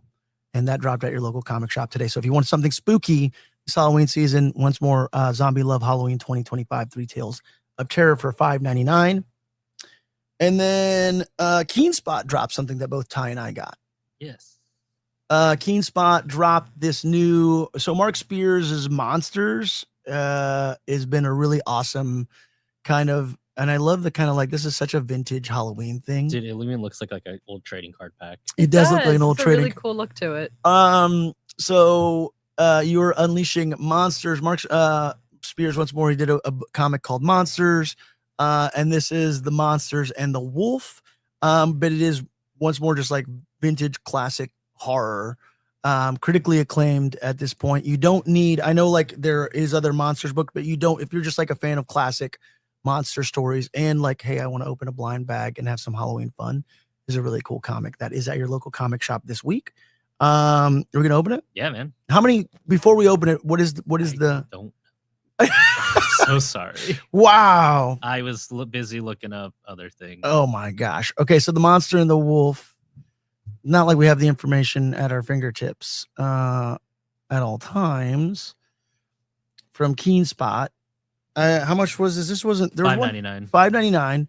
So it's $6. One of 90 exclusive cover variants. Yeah, I guess so. Many of them incredibly rare. Mark Spears has this like surreal style. Yeah, from the hit series Monsters comes a new prequel miniseries written and illustrated by Mark Spears. This is going to be an insane comparison.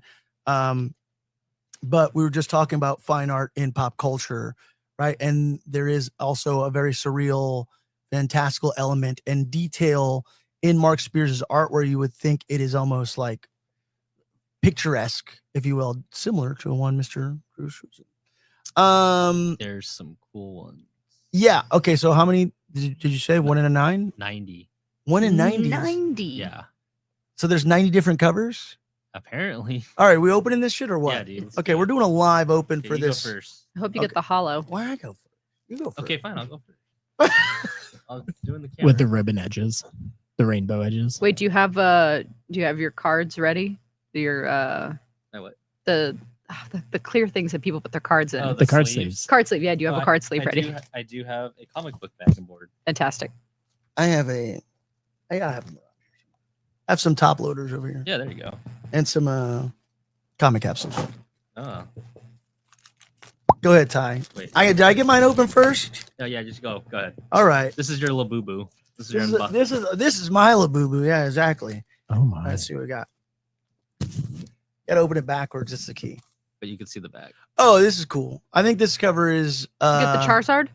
No, but I got the Damn. Frankenstein. Oh, Ooh. I feel like that fitting. might be the Charizard of the horror world. And on the back, it shows you all 90 covers and what are more rare. That's cool. I went on This eBay and I is- saw some. Oh, did you? This Yeah. is a 27. Oh, oh my God. Goodbye. This A27 of this blind bag of this Frankenstein. It's my wife yelling, but I don't know if she came through on the microphones or not. She's like, hey, we got a Halloween party to go to of the Mark Spears Monster and the Wolf. What'd you get, Ty? Let's see. Come on. Open it up.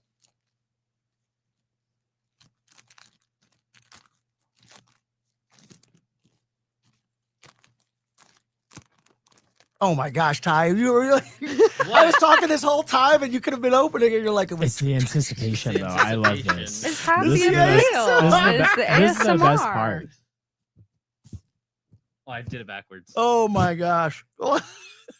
Ooh, that's fun. That's nice. That's a great one. I feel like, Yeah. yeah, dude, look, it's Halloween. They're trick or treating.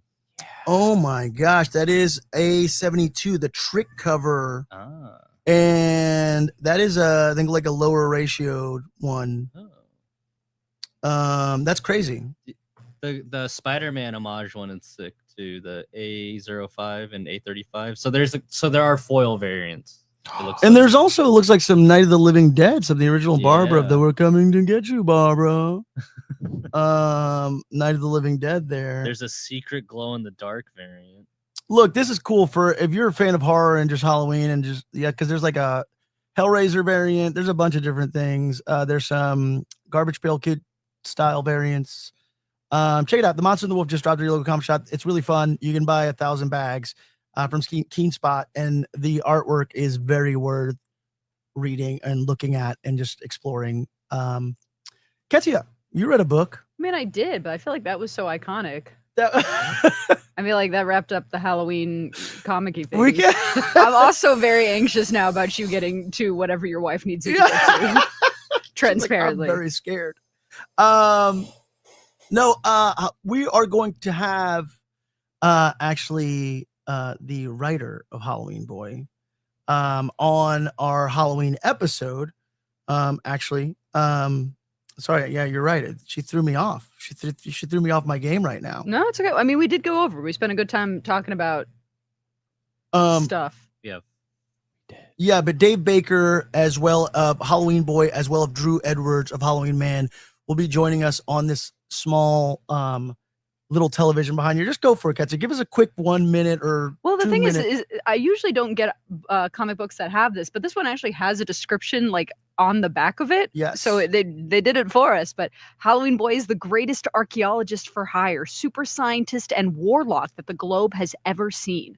His daily existence is the impossible. His average solution is the unimaginable. However, when a mysterious figure from his past presents him with a mission so challenging, he can't say no. The man known as the demon who lives will have every aspect of his being tested. It's a thrilling science adventure, and it also has a part 2, The Last of the Halloween Boys part 2. Yeah, there's 6 issues now. And I think he had some exclusive action figures. We'll deep dive into Halloween Boy a little bit more with Dave Baker. Once more, he's going to be here with us for our Halloween episode. For our Halloween episode, we Yeah. are keeping it short. I do have a Halloween party that we're gonna there's 16 days left till Halloween. The countdown begins. Let it begin. Absolutely. Is there anything else aside from we want to repeat death to streaming? Is there anything else? That's the theme of the episode, actually. I think that we want to plug before we get on out of here, y'all. I will have a Venmo in the link down Jesus below. Christ. Make Oh sure my you gosh. subscribe. Thumbs up this video if you liked it. You Yeah, know, hey, come we check don't us all see out. that enough. Yeah, subscribe, thumbs up. subscribe, hit We that are little here. bell. Look, it does help if you throw a little thumbs up on the live. It does help us out tremendously. Engagement, baby. Like, share, subscribe. It does. It does. We- Just throwing a little thumbs up for the common man here. We do have one thing. Yeah. TJ's photo. Oh, here it is. Ooh, This is your moment. yeah. That is a fucking stunning photo, Tommy Jeff. Yeah, I really I Here, love, Ketsa, I you love wanna- that place. For those Please that tell us. don't, Yeah, for for those those- that don't know, okay, first of all, Just tell us where that is, though, this because is in Prague. This is Okay. a photo of Prague Castle. That specific giant, ornate building is St. Vitus Cathedral. Prague Castle is the entirety that is in front of it. So that is within the fortification of it. The river that you see is the Vltava River that goes through and around Prague. For those that don't know, Prague is my Paris, right? Paris is like the city of love to so many people. So many people want to go Prague to is your Paris. city of love. People want to go to Paris to get proposed to find their love, to like share their love, bask in it, whatever, with the person that they choose. That's Prague for me.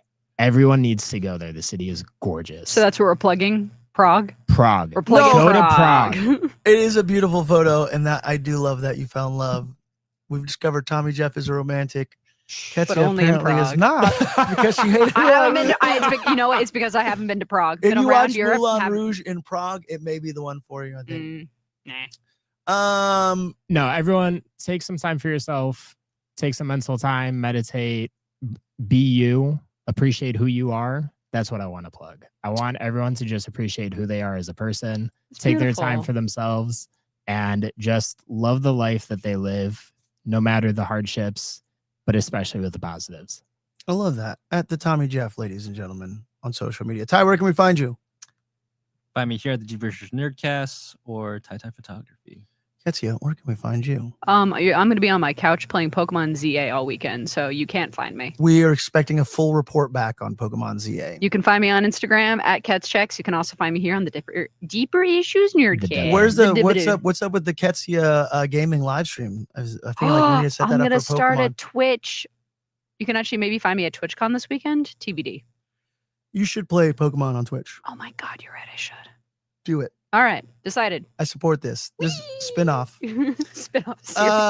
My name is Pablo Romero Estevez. You can find me here at the Deep Version Nerdcast. In about 20 minutes, you can find me at a Halloween party down the street, which is why I'm dressed up. Tommy Jeff challenged me, by the way. He's like, "You're not."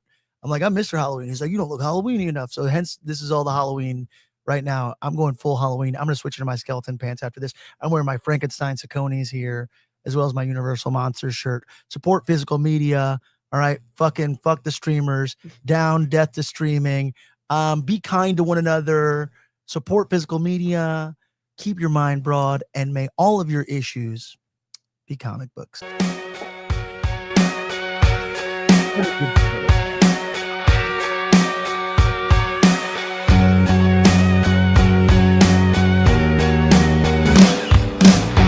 Fantasies of God, fantasies